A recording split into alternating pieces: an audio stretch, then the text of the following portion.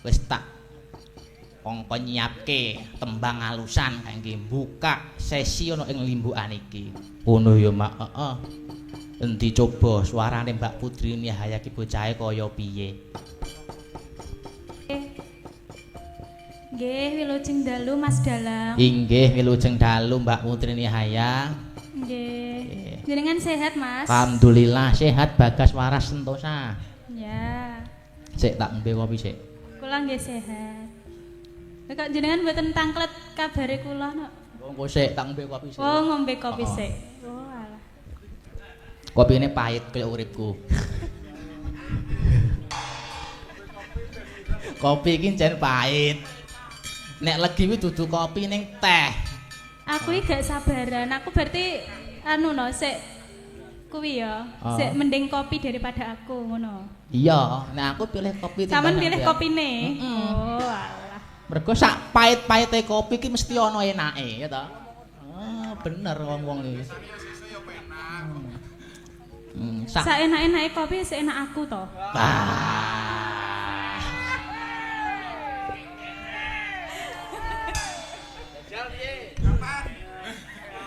Iki kudu dipetani iki. Piye wong balen ora meneh?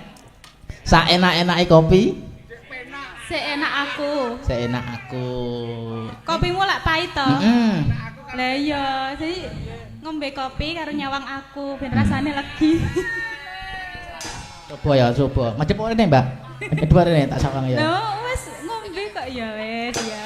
Oh, malah saya pahit. Ora malah saya pahit.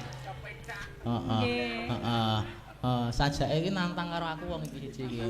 Kait wayangan ning nggone mlaten templek terus ning kene iki sajake wong ki nantang. Heeh, nantang terus ya. Oh, karo aku apa piye to, Mas? Pas pertama kali kae sampean kaya acuh tak acuh ngono karo aku. Iya, acuh tak acuh. Cuek to? Lah nggih cuek bebek ngoten. Heeh, cuek. Saiki kok wis wani wani napa? Ngejak guneman. Hah, wani guru guneman kan wani tok. Tajak guneman. Kae ning ndi ning Mlaten kae rada anu ya awake dhewe ya. Rada anu ya apa jenenge kuwi? Rada apa? Sopo sing ngomongke? Wow. Awake dhewe rada jegeke ndek wau jenengan ngetut mawon kula pas teng wingking ndek wau. Terus badane anu niku teng kamar mandi ndek wau kok ngetut mawon. Ora, keliru sing ngetut kuwi malah kowe wong aku mangan kok. Aku mangan lungguh kowe nyusul ngawe. Mas, ngejak jagongan ya toh? Sampeyan kok meneng ae ngono kae to. Meneng aku mung lagi topo wisu, topo bisu. Ora kabeh tak jak omongan. Lah nggih, kula kinten purik. Ora, purik perkara apa nyatane awake dhewe wis kekancan suwe to. Nggih. Ya ora ding lagi kenal kae ya. Iki sinden anu, Mbak Putri Nahya iki sinden pecinta alam. Kok iso mak senengane munggah gunung kok. Senengane munggah gunung iki bar munggah gunung ngendi, Pak? Munggah gunung karo mbayangne sampean asline. Kuwalik, kudune sampeyan nek munggah gunung kuwi ngejak aku ya to. Lah wong wis takjak ya jare aku wis prei munggah gunung. Wis balungan tuwa ngoten kok. Terus tapi nek mau peksa aku jane ya gelem lho, ora gelem meksa ya sampeyan. Peksa sithik, biasane mungkin nek gayane pertama iki kan nolak to. Aku dipeksa suwe-suwe gelem ya to.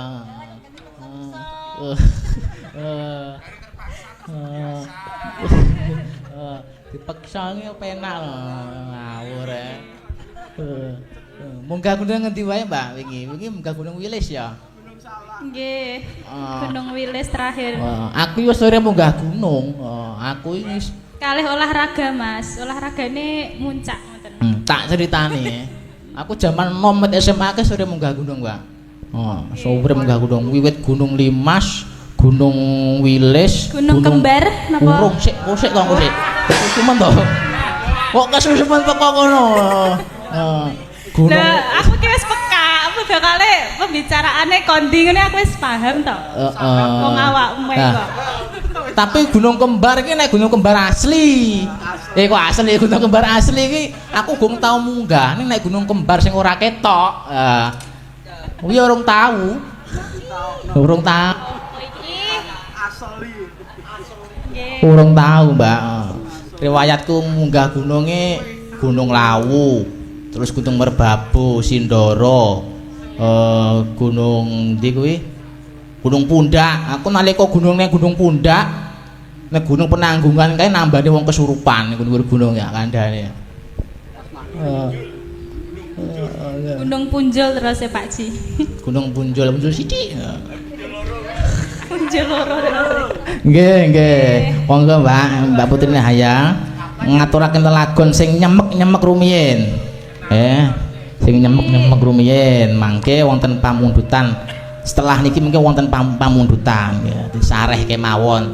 Wekdal tasik dangu, tasik dawa. Nggih. Napa Mbak? Ngaturaken napa jenengan? Dandang gula banjet mawon. Wah, iki masuk tibane ireng manis. Oh, nah iki. Berarti malik pelok barang ya? Nggih. Larase pelok barang, Mbak. Sing alus-alus nyemek-nyemek dhisik. Engko sing dugdeng-dugdeng nayup-nayup setelah ini.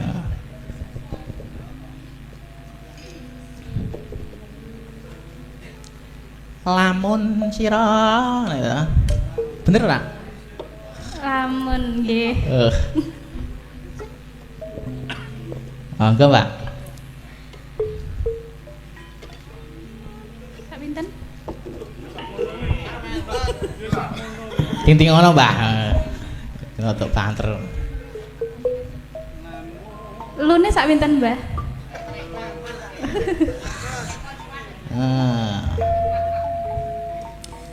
Lah, sampeyan lamun sira ketek ngono kita ae. Lamun harsa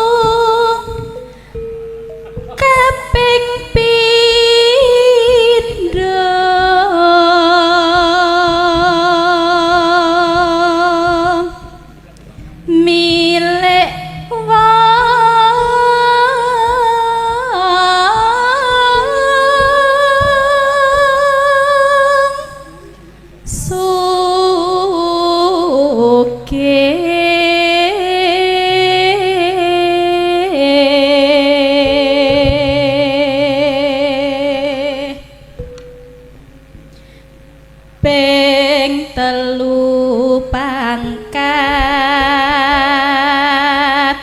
derajat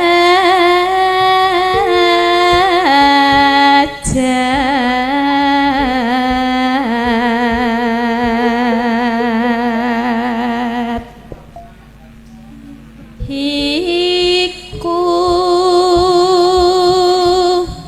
bisa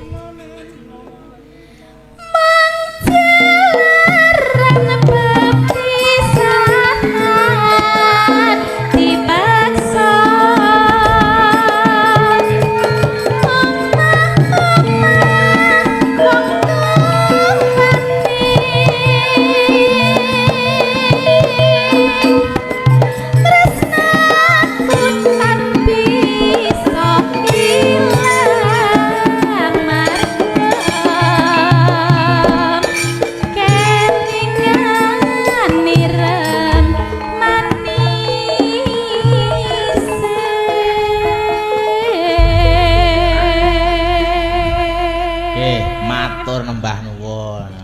Grayah, alon-alon waton kelakon, sareh watone pikoleh. Mak.